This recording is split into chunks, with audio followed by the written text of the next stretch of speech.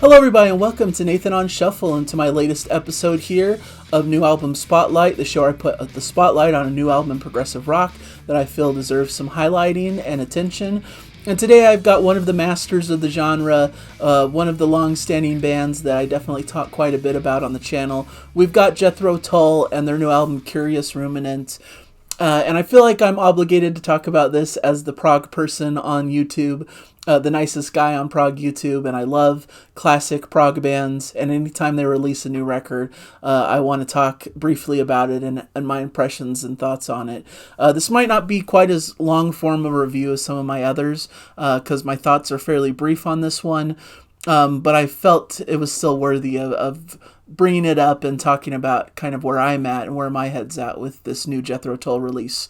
So this is kind of the third in a trio of albums that have come out recently by this new iteration of Jethro Tull.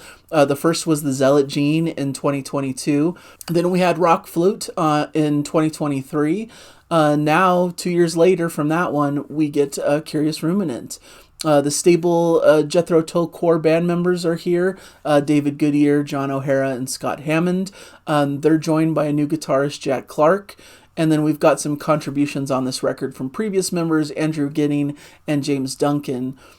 So it's a cool new record. Their previous albums that I mentioned had specific themes kind of in biblical references and Norse mythology. This one's more about Anderson's ruminations on manipulation, contemplation, change, bereavement, and some really cool and clever thought-provoking lyrics, as is expected from Jethro Tull. And it's a pleasant record. I think it's actually my favorite of this trio. Definitely doesn't reach the heights of like classic 70s era Jethro Tull, even though we get little hints and nods to kind of the classic era. We get little bits here that remind me of Minstrel in the Gallery, or remind me of Songs from the Wood, or Heavy Horses, or things of that nature.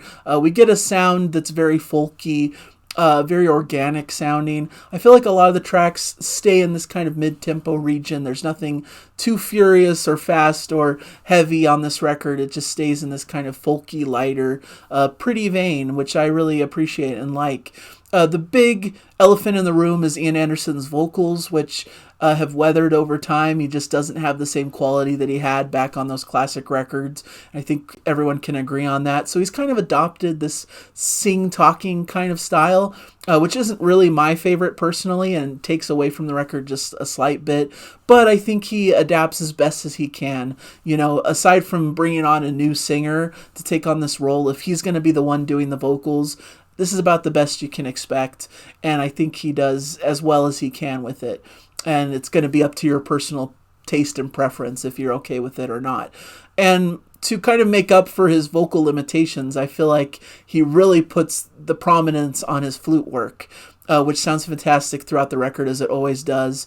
Maybe you could say it's almost a bit too overbearing, that he really relies on a lot of flute work just constantly flittering throughout the track list. Every song has a lot of prominent flute parts throughout the record.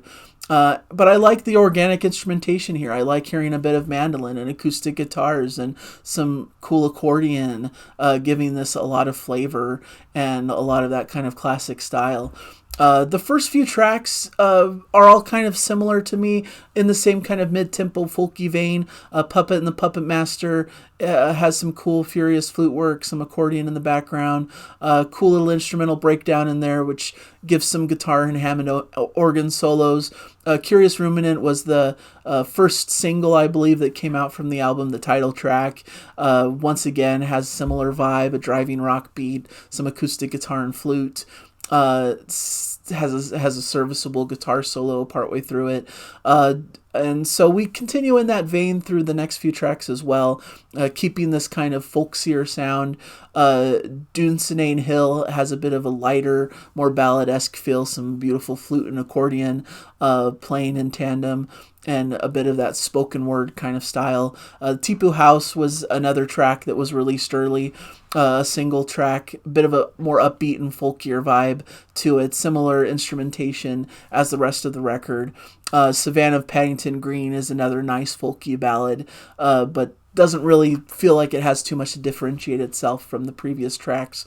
Really where the album takes a turn for me and becomes even better is starting with Stygian Hand, which I feel like brings a bit of that classic 70s folky Jethro Tull back to the table in a bigger way. Love the mandolin strumming in the opening, punctuated by some really nice accordion. Definitely one of the more interesting tracks for me, and there's just some delightfully fast flute and accordion moments that bring this to the forefront and make it very memorable. And I really loved Over Jerusalem, the next track, which has some beautiful acoustic guitar picking, some chiming keyboards, some great musical swells. Feels like the track has a bit more of a weight to it than some of these more lighter, folkier fare that has come before it. Some cool classically tinged piano moments. Some cool flute moments as well, as it takes center stage during a very brief instrumental interlude. I feel like I get a little bit of Minstrel in the Gallery vibes here, and it's really, really fun and great and cool to see that this kind of classic Jethro Tull sound can still exist in the modern era, and I think this is the best I hear it on the record. And then you get a near 17-minute track. I was excited by the prospect of an epic on this record. It's called Drink from the Same Well, but to me it feels like two different kind of songs. The first part is this big kind of expansive instrumental, which is really nice. Some really plaintive flute work. Starts this piece off very thoughtful and slow with some backing piano, but then we get into almost like a funkier groove with a cool accordion motif and stabbing flute work. I love how it just morphs and weaves into these different sections, and kind of goes back to these previous works and continues forward with something different. It goes from like sweet to pastoral to ambient to groove laden, get almost like an Eastern style tinge to the sounds as well. And it's just really nice and soothing as it goes through all of these different instrumental moments. We even get a chance for piano to step in and share the limelight here, before we get back to that typical flute lead. So really it's just a flute-led instrumental passage that is very soothing and sweet and has some groove to it and some really interesting parts as it morphs and weaves throughout its about 8-minute runtime before we get into the track proper with some acoustic guitar and vocals, flute and piano accents, kind of similar vein as we've been expecting here. We get some more instrumental passages as it continues forward, so it kind of goes back and forth between the instrumental kind of side to the track and the more vocal-led parts. And we get some reprising of some of those earlier musical themes. So really, all in all, it's a really great, nice track with some really great playing. I don't think it is quite to the heights of some of their more proggier material from the 70s, but it's definitely well done, and I really enjoy listening to all the flute work and all the instrumentation, especially in the more instrumental passages here. And then we end with a short spoken word piece with folky musical atmosphere in the background. Interesting to listen to for a first listen, but probably not one that will grab my attention on subsequent listens. But there you have it. You know, all in all, I think it's one of the better of the modern era Jethro Tull records. I think I prefer this over the Zealot Gene and Rock Float. I feel like it harkens back better to the classic Jethro Tull sound and really embraces the folky style.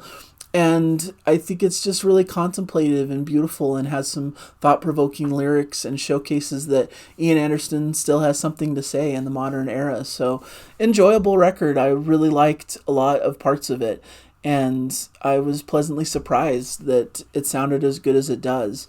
Maybe some of the tracks feel a bit samey, especially in that first half of the record, and I wish there was some more variety or some more of an edge to some of the tracks. And sometimes I wish that Ian Anderson would maybe bring on a different vocalist, at least to kind of accompany him a bit more during the rougher spots of his vocals. But, you know, it is what it is, and for what it is, I think it's fantastic. So definitely, if you're a Jethro Tull fan, I think it's well worth your time.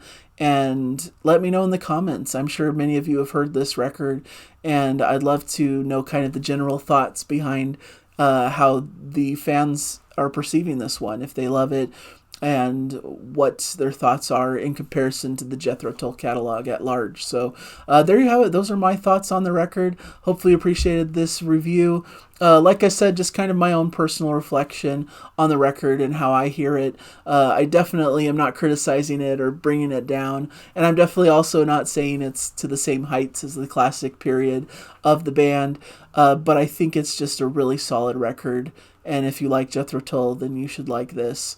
And it just continues their trajectory that they've been starting in this kind of newer era of the group. So there you have it. Thank you guys for joining me, and hopefully you'll continue on with the channel. I do all kinds of prog-related reviews and keep you up to date with all the latest happenings in the prog music world. So if that's interesting to you, I would appreciate a subscribe.